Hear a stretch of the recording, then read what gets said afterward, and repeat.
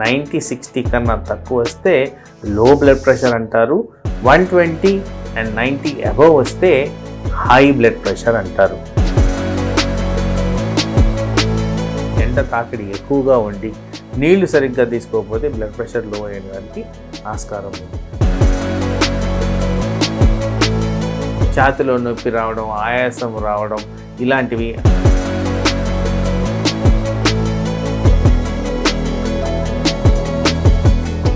So చాలామందికి అర్థం కావాల్సింది ఏంటంటే బ్లడ్ ప్రెషర్ అనేది చాలా ఎసెన్షియల్ కాంపనెంట్ బాడీలో. ఆ ప్రెషర్ ద్వారానే వివిధ రకాల క్రియలు మన బాడీలో జరుగుతాయి. అంటే for example heart function, liver function, kidney function, energy production, ప్రతి కణానికి సప్లై అయ్యే ఎనర్జీ మనకి బ్లడ్ ప్రెషర్ ప్రాపర్గా ఉంటేనే అది మెయింటైన్ అవుతుంది. సో బ్లడ్ ప్రెషర్ని ఒక్కొక్క పర్సన్లో ఇండివిజువలైజ్ చేసి చూడాల్సిన అవసరం ఉంది. ఎందుకంటే అందరికీ సేమ్ నంబర్స్ రావాల్సిన రూల్ లేదు. But in general as per the health authorities ఇదేంటంటే లెస్ దెన్ 120/80 ఉండేది నార్మల్ బ్లడ్ ప్రెషర్ కింద కేటగరైజ్ చేస్తారు. Less than 120/80. అయితే ఇక్కడ వేరియబుల్ కాంపనెంట్స్ చాలా ఉంటాయండి. అయితే దాని గురించి ఒక రేంజ్ అనేది క్రియేట్ చేశారు.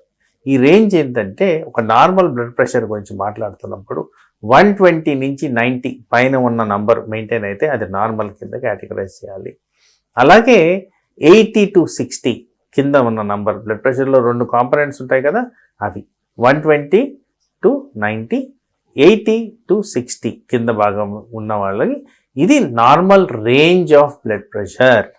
దీనికన్నా తక్కువ అంటే 90-60 కన్నా తక్కువ వస్తే లో బ్లడ్ ప్రెషర్ అంటారు. 120 అండ్ 90 అబవ్ వస్తే హై బ్లడ్ ప్రెషర్ అంటారు. అయితే ఇక్కడ కొన్ని ఎగ్జాంప్షన్స్ అనేవి మనం గమనించుకోవాల్సిన అవసరం ఉంది. ఎందుకంటే వయసు క్రమేణా వచ్చే మార్పుల్లో slight amount of increase in blood pressure అనేది నార్మల్గా జరుగుతుంది. వయసు క్రమేణా వచ్చే మార్పుల్లో బాడీలో ఉన్న వివిధ రకాల మార్పులకి బ్లడ్ ప్రెషర్ కూడా ఒక మార్పు. సో ఇక్కడ ఒక 10 to 15% డీవియేషన్ అనేది యాక్సెప్టబుల్. అంటే 120 నుంచి 130 వరకు, 80 నుంచి 85 వరకు చాలా ఈజీగా ఇది నార్మల్ కిందే కన్సిడర్ చేయొచ్చు. సో ఆ విధంగా చూసుకుంటే నార్మల్ పర్సన్కి ఉండాల్సిన బ్లడ్ ప్రెషర్ 120/80. ఎందుకు ఇది రిపీట్ చేస్తున్నానంటే చాలామంది వచ్చి సార్ నాకు 160/90 వచ్చింది, నా వయసుకి చాలు కదా, పర్వాలేదు కదా అంటారు. లేదండి, లిటరేచర్ ప్రకారం, హెల్త్ అథారిటీ ప్రకారం 120/80 is the normal blood pressure. Less than that ఉంటే మంచిది, హయ్యర్ దెన్ దట్ ఉంటే about 10 to 15% deviation is acceptable. ఈ విధంగానే బ్లడ్ ప్రెషర్ని మనం గమనించుకోవాలి. డాక్టర్ గారు, అనుకోకుండా బీపీ తగ్గిపోతే ఏమి చేయాలి? సో కామనెస్ట్ లో బ్లడ్ ప్రెషర్ రావడానికి కారణం ఇన్అడిక్వేట్ ఇంటేక్ ఆఫ్ వాటర్. అంటే ప్రాపర్గా నీళ్లు రిలేటెడ్ ఫ్లూయిడ్ ఇంటేక్ అనేది తగ్గినప్పుడు మనకి లో బీపీ అనేది వచ్చేదానికి ఆస్కారం ఉంది. అలాగే సమ్మర్ సీజన్లో డీహైడ్రేషన్ కారణంగా, అంటే మనకు ఎండ ఎక్కువ ఎక్స్పోజ్ అయ్యి ఎండ తాకిడి ఎక్కువగా ఉండి నీళ్లు సరిగ్గా తీసుకోకపోతే బ్లడ్ ప్రెషర్ లో అయ్యేదానికి ఆస్కారం ఉంది. అలాగే వాంతులు, విరోచనాలు అయిన వాళ్ళల్లో డీహైడ్రేషన్కి గురయ్యేదానికి ఆస్కారం ఉంది. అలాగే కొన్ని రకాల ట్యాబ్లెట్స్, పర్టికులర్గా blood pressure related, heart failure, kidney failure, liver failure related ట్యాబ్లెట్స్లో డైరెటిక్స్ అంటాం, వీటి కారణంగా కూడా లో బ్లడ్ ప్రెషర్ వచ్చేదానికి ఆస్కారం ఉంది. ఇవన్నీ కూడా రివర్సబుల్ కాంపనెంట్స్.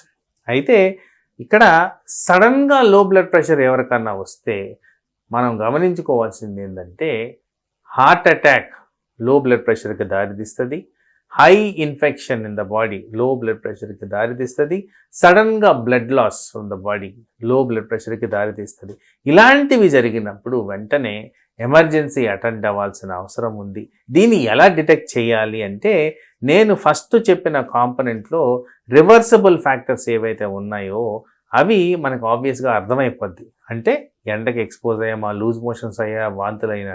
కానీ ఏమీ తెలియకుండా సడన్గా బ్లడ్ ప్రెషర్ లో అవడం జరిగినప్పుడు, పర్టికులర్గా ఛాతిలో నొప్పి రావడం, ఆయాసం రావడం ఇలాంటివి, అది ఏదైనా దెబ్బ తాకి బ్లడ్ వెళ్ళిపోవడం ఇలాంటివి ఉన్నప్పుడు మాత్రం వెంటనే ఎమర్జెన్సీ అటెండ్ అయ్యి ఈ లో బ్లడ్ ప్రెషర్ని అదుపులో తెచ్చుకోవాల్సిన అవసరం అనేది ఉంటుంది.